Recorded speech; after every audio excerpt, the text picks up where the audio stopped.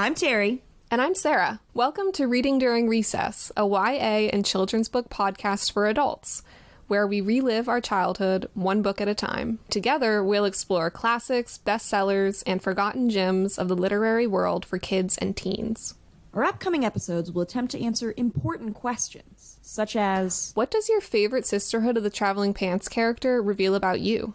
How did Stuart Little's human mother give birth to a human mouse? And why do horse girls get so many books written about them? Keep listening for future episodes on Tuck Everlasting, TTYL, A Series of Unfortunate Events, The Chronicles of Narnia, and the Alice books. We'll do a deep dive into the books and their authors, assess how they hold up today, and what lessons they have for our adult selves. Sarah and I have been friends for many, many years, and early in our friendship, we bonded over a shared love of Phyllis Reynolds Naylor's Alice series, which we'll definitely be discussing in the future episodes. And also importantly, we'll be discussing how we realized that we were both fans of this series, and spoiler alert, it does involve a character peeing themselves. So since I'm a teacher and Sarah's a writer, we so often find ourselves reminiscing about our favorite and our least favorite books that we read as kids and teenagers, and we're just so excited to share that with you guys. Yes. So I'm Sarah. I'm a writer and an educator, and I recently got my MFA in creative writing, and this is what I'm doing with it. And I'm Terri, and I'm a first grade teacher, which means that I spent multiple thousands of dollars on an education degree so that I can be paid back far less to read picture books out loud. And I want to be clear, teachers definitely do other stuff too. That just happens to be my personal favorite part. So we decided to talk about Matilda for our first episode. Matilda is a children's book that came out in 1988. It was written by Roald Dahl, who's a British novelist, also famous for Charlie and the Chocolate Factory, James and the Giant Peach, etc. The Witches. The Witches, iconic. Mm-hmm. He also wrote some erotic fiction for adults, which we will not be talking about.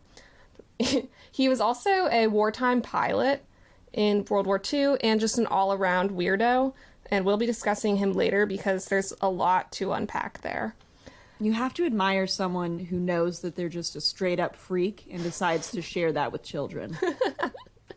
So, Matilda sold 17 million copies, and it now outsells all of Roald Dahl's other works.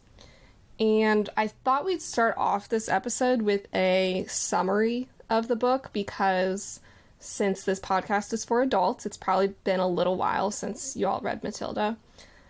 Matilda is the story of a young girl with prodigious intellectual gifts. For example, she's reading Charles Dickens novels by the time she's 5 years old. And in spite of her genius, her family is very unimpressed and basically hates her. For no clear reason. She has a brother who they do not seem to despise. Yeah.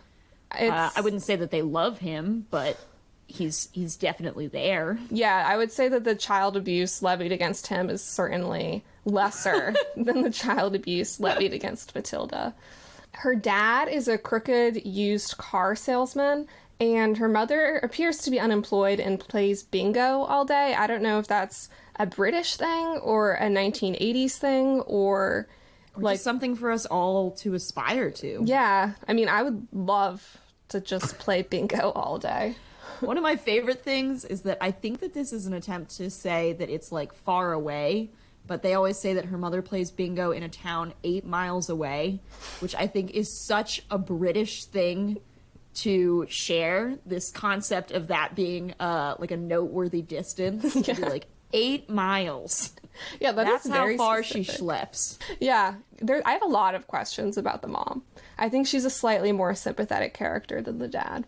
I would agree, and I always got that sense, even as a kid reading the book, which almost made it even so much sadder, because you got this idea that there was maybe the slightest possibility of warmth from this woman, but then it just never really plays out. Yeah, she does have one point in the book where she says to Matilda something along the lines of, most men are silly and don't know as much as they think they do, and that's a good lesson for you. And I think that's a good lesson for all of us. And I would agree with Mrs. Wormwood on that one. Her parents, Matilda's parents, are basically pretty much irredeemably stupid, mean, and shallow, and we know this because they love watching television. in television, in this book, and in many of Roald Dahl's books, is a villain. This is an ongoing theme. Yeah. Roald Dahl should be grateful that he was not around for the rise of the smartphone, because I think that probably ultimately would have been what killed him. That's a good point. Lucy Dahl, one of Roald Dahl's children, told NPR that, quote, Matilda was one of the most difficult books for him to write. It was also, I believe, the last children's book that Roald Dahl wrote. He died a couple years later. Oh, wow. I did not know that. And she said, I think there was a deep, genuine fear within his heart that books were going to go away, and he wanted to write about it. So that, I think, is very interesting, and I think he would be heartened to know that his book continues to sell very, very well. And in fact, that we are now talking about it. Yeah. So you're welcome, Roald. So anyway, back to our summary. Her parents love TV. Matilda does not. Matilda likes to read complicated novels about the human condition. And she often plays tricks on her parents to get revenge on them for their neglect. Most famously, probably the superglue incident, where she put superglue inside her dad's hat. And if you are on Twitter, you might have seen the Gorilla Glue woman who put Gorilla Glue spray on her hair instead of hairspray by accident, and then had to get it surgically removed. And that's basically what happens in Matilda, except he deserved it. I would argue that Mr. Wormwood walked so that Gorilla Glue Lady could run. I would agree with that. So thank you, Matilda, for that iconic moment in literature. It's a truly inspiring thing. She also hides a parrot in the chimney to convince her parents that their house is being robbed or is possibly haunted. Yes. And when they go to take on the attackers, Matilda brings a knife, which I think is a very zesty image of a 5-year-old girl arming herself with a knife to take on this parrot. Agreed. I actually had a question throughout the book, which is, has PETA ever issued a statement about Matilda? Because between the parrot too long. between the parrot incident and the newt in Miss Trunchbull's glass of water, I feel like there's some mild animal abuse going on here that PETA definitely should know about if they don't already. Well, eventually Matilda does get tired of terrorizing her parents and decides that she will instead start going to school. Mm-hmm. And that is where she meets the beloved Miss Honey, who is her kindergarten teacher, who just immediately recognizes that she's a genius. And it's here in the story that you realize that the real villain of the story is not actually Matilda's parents, but Miss Trunchbull, the tyrannical headmistress, who hates children and regularly physically abuses them, most famously by throwing them by their hair, putting them in a large cement cabinet with glass and nails on the inside called the Chokey. Mm-hmm. And another classic, making one boy, whose name is the wonderfully British Bruce Bogtrotter, eat an entire chocolate cake during an assembly. And about 3/4 of the way through the book, Matilda realizes that she has the power of telekinesis, which is pretty cool. And so she uses that to get revenge on Miss Trunchbull.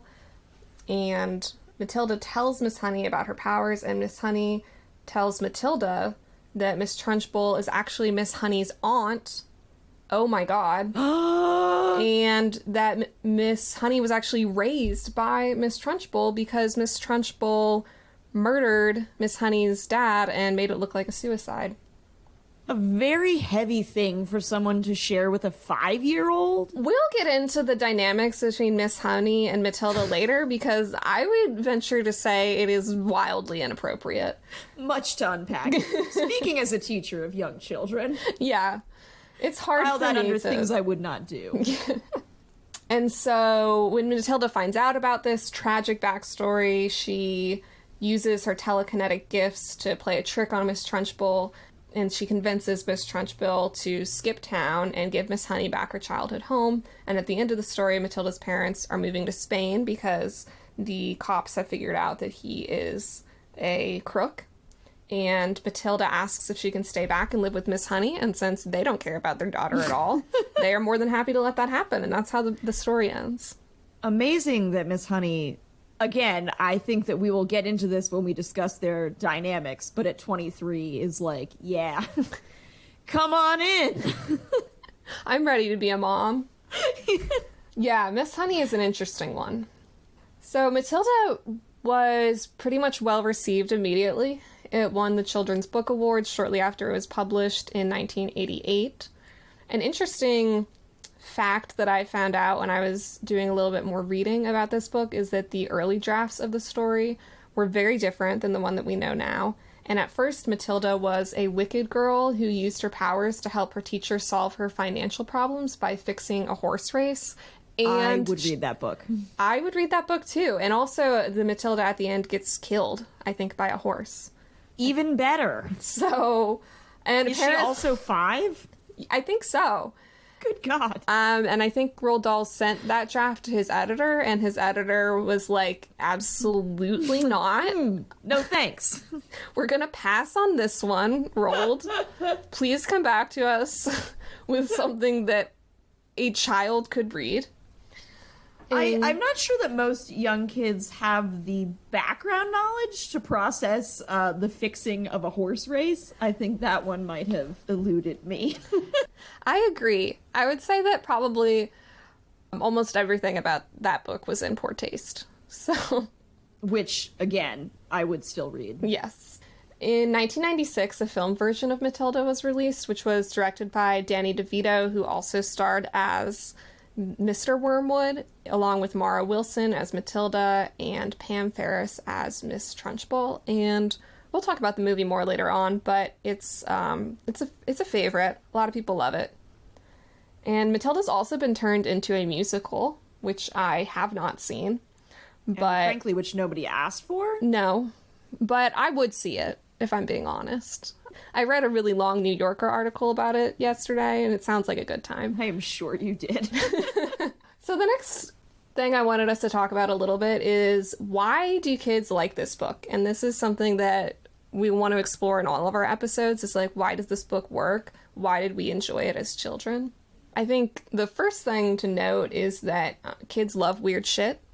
And so much. Kids are so much less sentimental than adults. And now that I am an adult, I love forcing sentimentality on children because it's just something that adults do. But I don't know, I as a kid, and also I think every child I have ever met since, just has a deep-seated desire for chaos.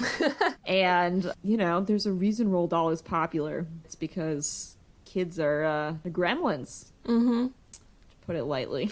I enjoyed the darkness in his books as a child, and I thought they were hilarious. I still do, actually. Like, I laughed several times at Matilda. Yeah. Insults are terrific because his characters are so... His good characters are so good. You know, they're so pure of heart and morally sound. And his bad characters are such caricatures, you know, that he can just really lean into making them these absurd, brutal people who say truly tremendous things. I annotated a few zingers this time when I read it. This one comes from the Trunchbull. She's talking to Rupert, who is a poor, poor soul who goes to her awful school. And she picks him up by his hair and says, "You ignorant little slug. You witless weed. You empty-headed hamster. You stupid glob of glue." And, you know, even Miss Honey hits them with a couple zingers. I mean, I want to be very clear. We meet Matilda's, the rest of her kindergarten class, on day 1 of kindergarten, where Miss Honey is immediately like, all right, who knows their 2 times tables, which I think is already just, like, a criminal thing to ask a 5-year-old. But also is giving them just a little bit of a heads up about the whole admin situation at the school. And she warns them, she tells them, you know, never to answer back, don't argue with her. If you get on the wrong side of Miss Trunchbull, she can liquidize you like a carrot in a kitchen blender. Which, I mean, wow. I mean, they deserve to know. That's one thing that I actually really enjoyed about the book, rereading it as an adult, where I was like, wow, Roald Dahl really is the master of the simile and the metaphor. Yep. You know, like, it's just, he really didn't have to go that hard, but he did. He did. And he did it for us. Come on, guys. We got to start bringing these back, I marked a few of my favorite comparisons. At one point, he says that Miss Trunchbull's face is like a boiled ham, quivering with fury, which is terrifying. I like when he implies, one of the things we know that makes Matilda's mother villainous is that she dyes her hair, which is, of course, the trait of a villainous woman. Her dyed hair is a platinum blonde that is, like, reminiscent of I think he very specifically says a female tightrope walker's tights at the circus. And then, in another one of her clever little pranks where she destroys her father's scalp, she replaces his hair tonic with her mom's hair dye and dyes his hair a color that Roald Dahl describes as more similar to a female tightrope walker's tights that have not been washed. Love that. Elsewhere, one of my favorite moments in the entire book is when he is describing the cook who cooks the gigantic chocolate cake that Bruce Bogtrotter must eat. He says, "The cook, a tall, shriveled female, who looked as though all of her body juices had been drained out of her long ago in a hot oven, walked on to the platform wearing a dirty white apron." And then later, he says, "The cook stood there like a shriveled bootlace, tight-lipped, implacable, disapproving. She looked as though her mouth was full of lemon juice." And that actually gets to one of the other things that I really like this book upon reread, is that it definitely panders to children in many ways, like, for example, children are always better than adults, pretty much. They're smarter, they're funnier. They're kinder. But he also doesn't condescend to children, which I enjoy. Like, he puts a word like implacable into a book that's for elementary schoolers, and it's like, you guys can figure it out. You can use context clues. That's also what makes Roald Dahl's books have lasting impact, is that adults enjoy reading them with kids. Absolutely. I used to read this book every summer when I was a camp counselor. I think Sarah's exactly right. These are the kinds of books that, like, families and teachers share with kids. And they're fun. They are fun. And the darkness is so over the top that it doesn't actually feel threatening. There's, at one point, the kids at the school are talking about, like, how on earth can Miss Trunchbull get away with being this horrible? And Matilda, I think, is the one who observes and says, it's because if you told your parents what was going on, they'd never believe you. Like, they'd never believe you that your teacher, like, flung you around by your pigtails. And I think that's also what makes the books fun as opposed to terrifying, is that there's an element of safety, right? In the hyperbole. Exactly. Yeah, that teacher's probably never going to fling you around by your hair or put you in a shed that's full of glass. Probably.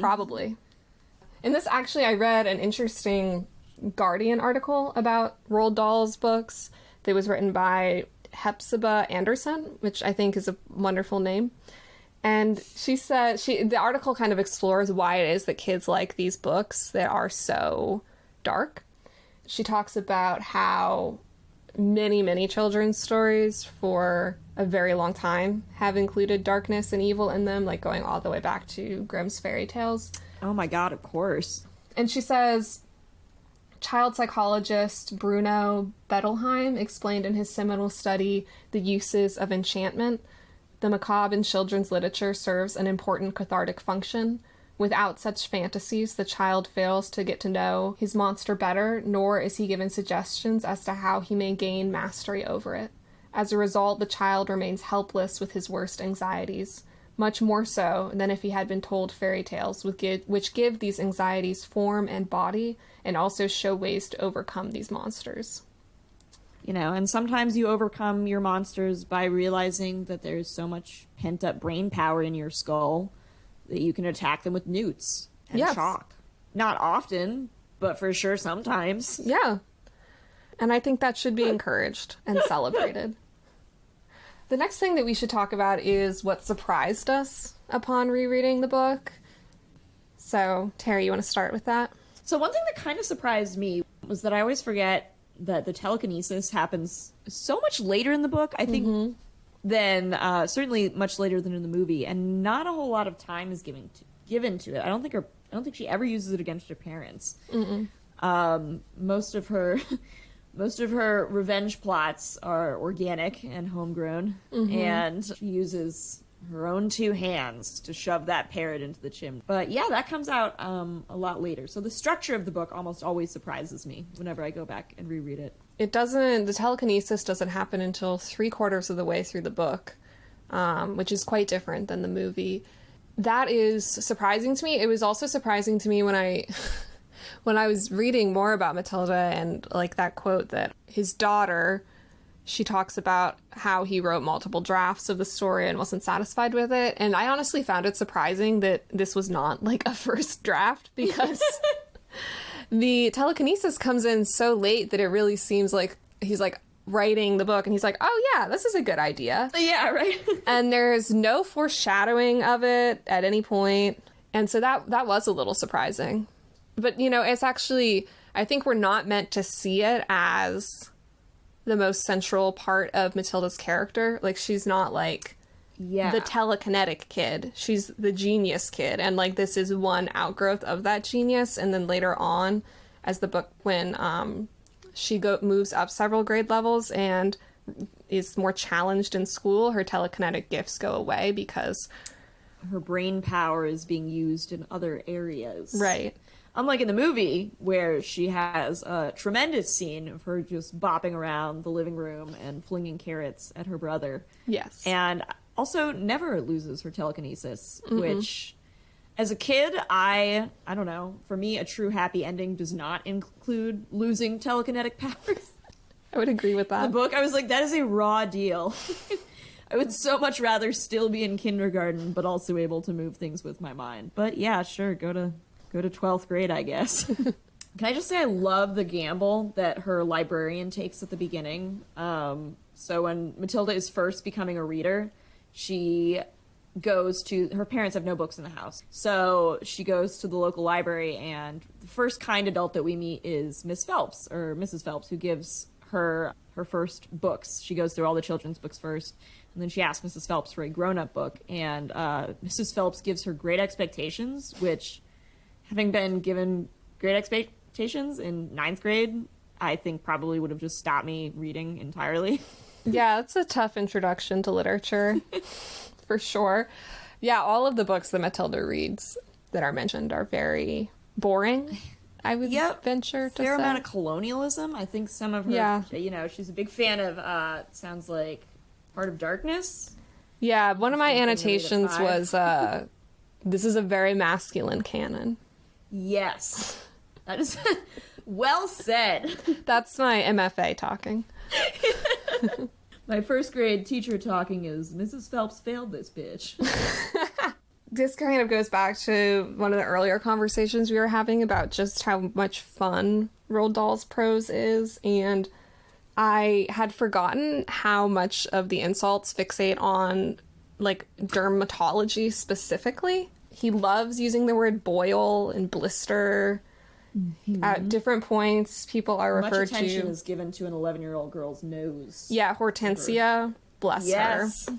He refers to people as a miserable little gumboil, a suppurating little blister, this clot, this blackhead, this foul carbuncle, this poisonous pustule. Pustule. Wasn't that a great word to be given at, like, age 8 by this book? You know. You could really spice up your Mad Libs. Oh, man. That actually kind of leads us into another thing I wanted to talk about, which is what is the most British sentence in this book? Because the book is aggressively British. I wanted to share some of those very British sentences with you all. So the first contender is... We've got a lovely telly with a 12-inch screen. Sorry to any British people listening to this. That was deeply offensive. But continue on, please do another. Absolutely. Steady on, the boy said. I mean, dash it all, headmistress. Said by Bruce Bogtrotter in the moments before he is forcibly fed a lot of cake. Miss Honey looked at the plain, plump person with the smug suet pudding face who was sitting across the room. Matilda and Lavender, standing in the corner of the playground during morning break on the third day, were approached by a rugged 10-year-old with a boil on her nose called Hortensia. Which is an amazing name, Hortensia. It is. And she's a real champ. She calls them stupid in, like, the first 5 minutes of talking to them, which is, I think, something people should always do to young children. Yeah, actually, one of my favorite moments in the entire book is when Hortensia is telling Lavender and Matilda about the Trunchbull, and then she tells them about a prank that she pulled on the Trunchbull. And Lavender and Matilda are awestruck by this older student who has done this amazing thing. And her boil is then referred to as a badge of honor on her nose. Amazing. I think is a lovely turn of phrase. What a great sentiment for all you tween girls out there. Respect the acne. It's just body positive Roald Dahl. Oh, and of course, shout out to the food mentions in this book. From page 139. Lunchtime came. Today it was sausages and baked beans. Lavender's favorite, but she couldn't eat it. Sorry, that was she couldn't eat it? Yeah, unfortunately it's a audio medium, so we can't do subtitles, which might be helpful when Terry's doing her accent, but thank you, I don't know Terri. what you're talking about. I bet you guys probably couldn't even tell I actually am from Virginia and not from every county in England, and I think I covered at least like 3 between those 5. I'm sorry, I have to bring us back to, we've got a lovely telly with a 12-inch screen. Wise words spoken by Mr. Wormwood, which I think is a strong contender for the most British sentence, but I also think is possibly just the most 80s sentence in the entire book. I mean, what a sell. We have another segment called The Book Was Better, because usually the book is better than the movie, I think, is a general rule.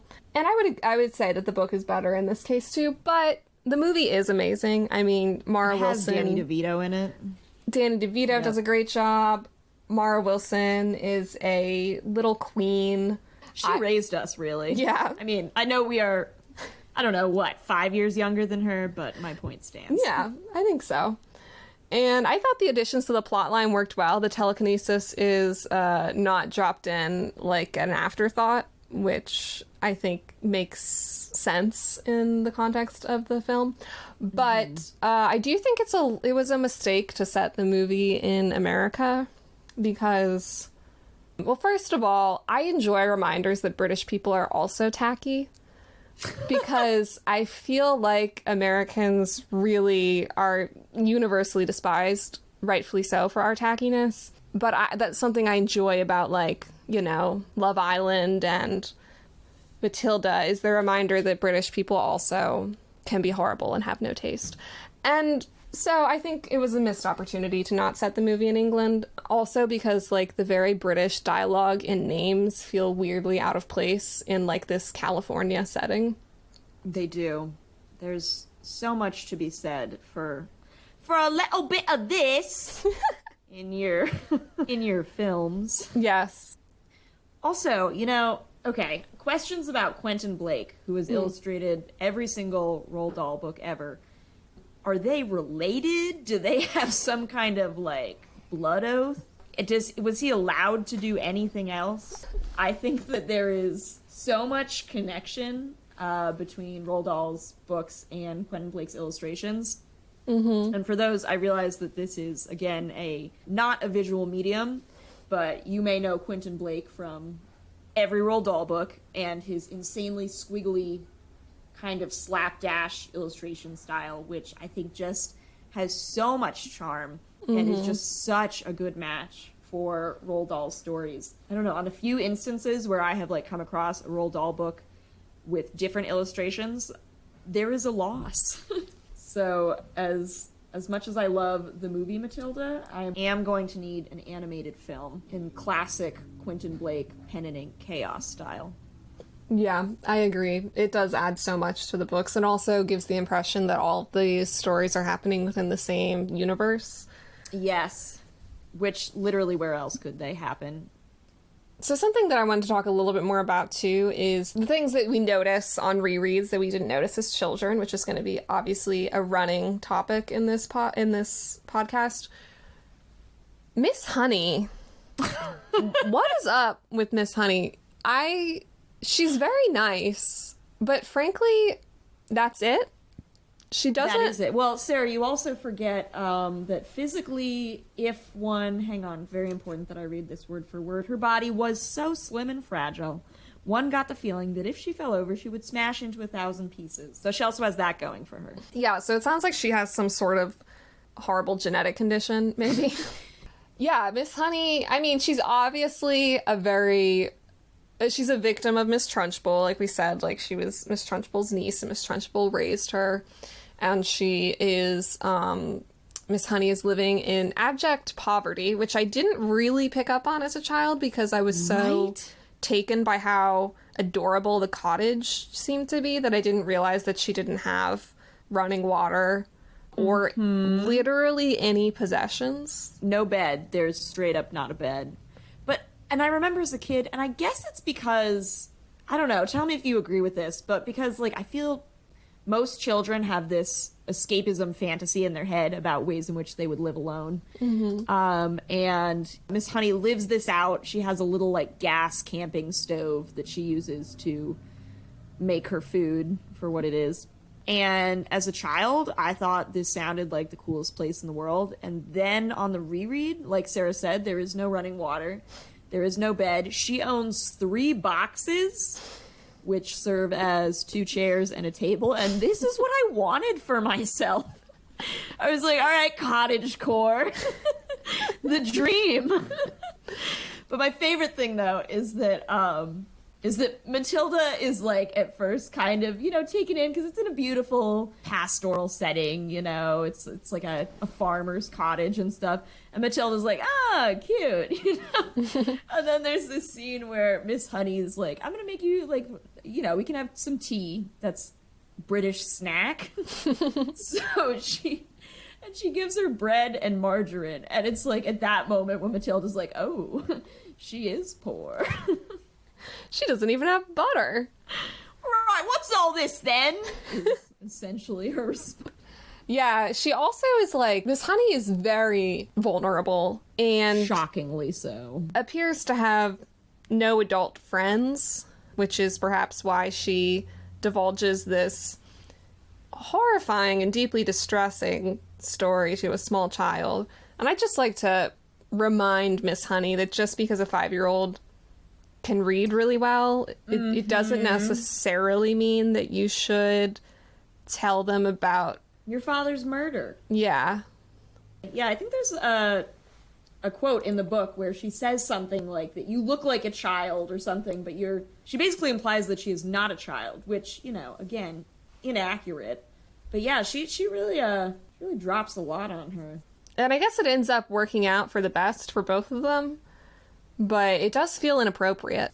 Yeah, it's because it is. Also, as someone who is 25, being a 23-year-old friendless teacher, which, you know, I only hit 2 of those points, but becoming the adopted mother of a 5-year-old, no, couldn't be me.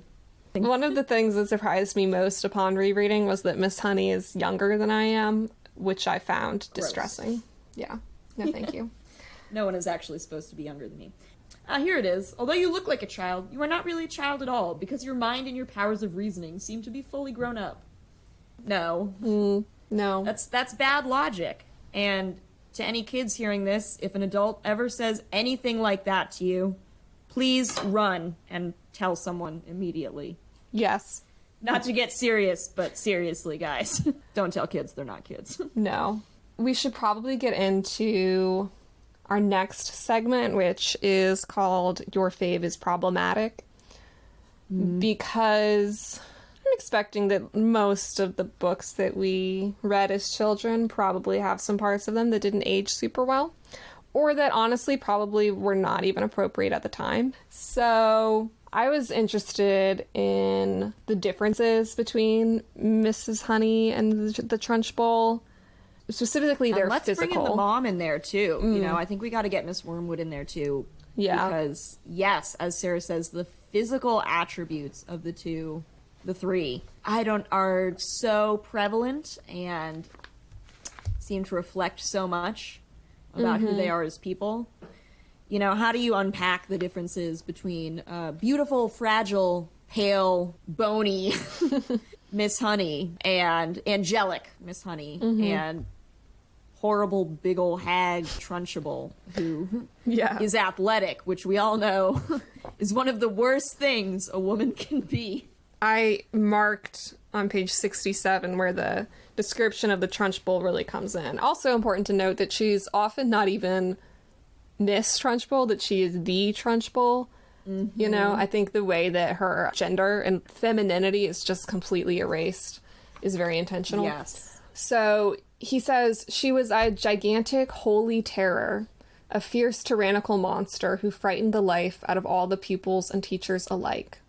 There was an aura of menace about her even at a distance, and when she came up close, you could almost feel the dangerous heat radiating from her as from a red-hot rod of metal. When she marched, Miss Trunchbull never walked. She always marched like a stormtrooper, with long strides and arms a-swinging.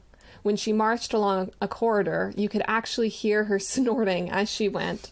And if a group of children happened to be in her path, she plowed right on through them like a tank, with small people bouncing off of her left and right. Thank goodness we don't meet many people like her in this world, although they do exist, and all of us are likely to come across at least one of them in a lifetime.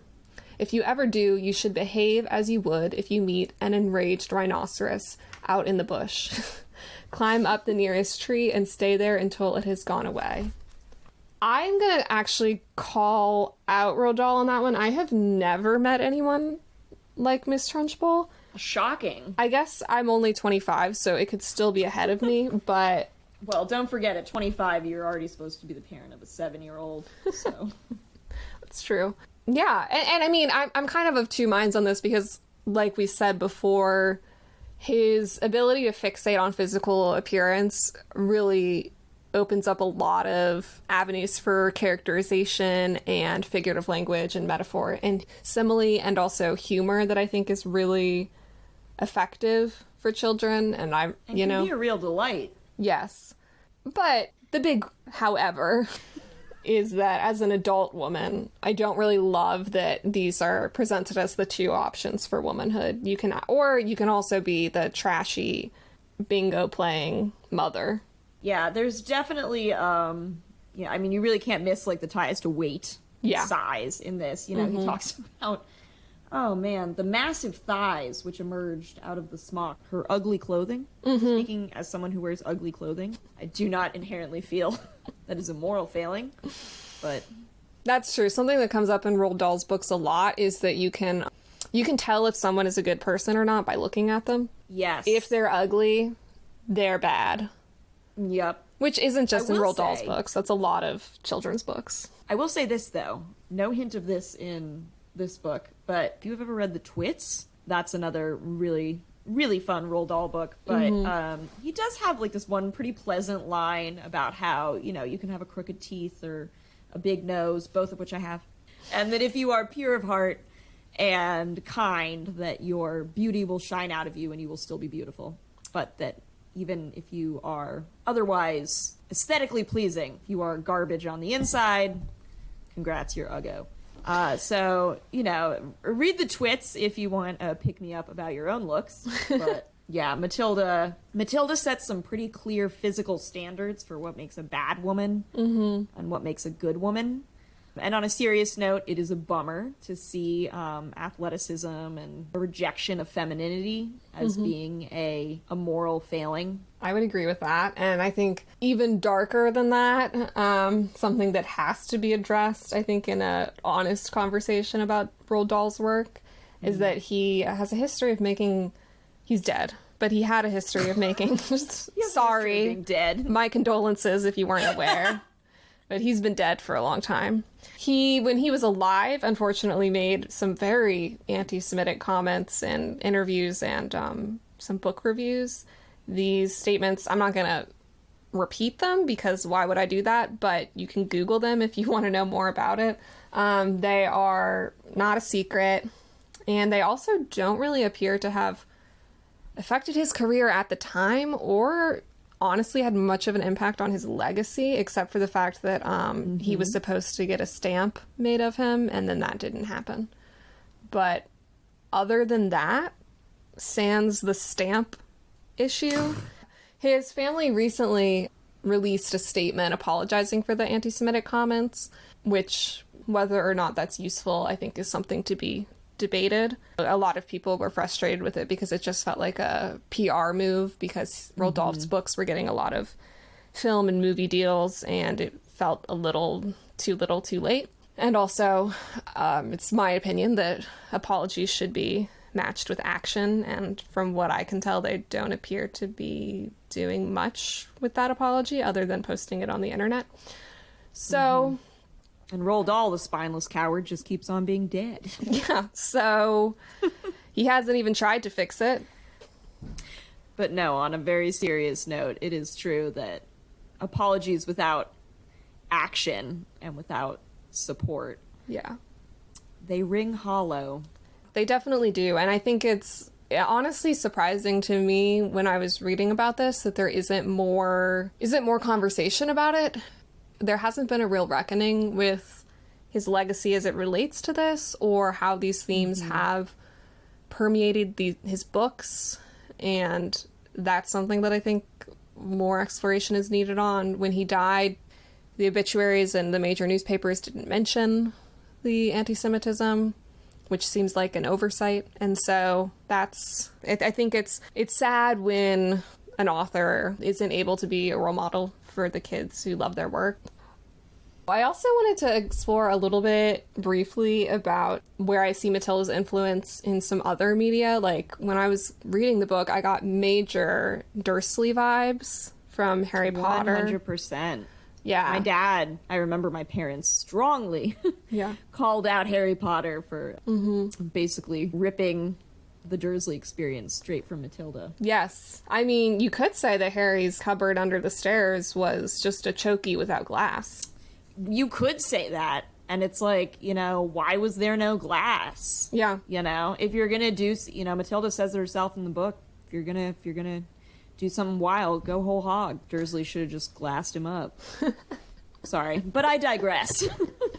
Yeah, so I think that is one major place where I see Matilda's influence. And also I was realizing that 11 from Stranger Things is basically like very Matilda-y. Interesting point. Yeah. I hadn't even thought about that, but now that you mention it, I can see it. Yeah. We love a telekinetic queen.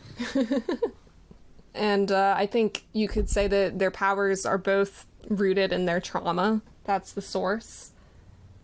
So we'll end every episode with a personal rating of the book. In this case, we will assess how many chocolate cakes to give Matilda from a scale of 1 to 10.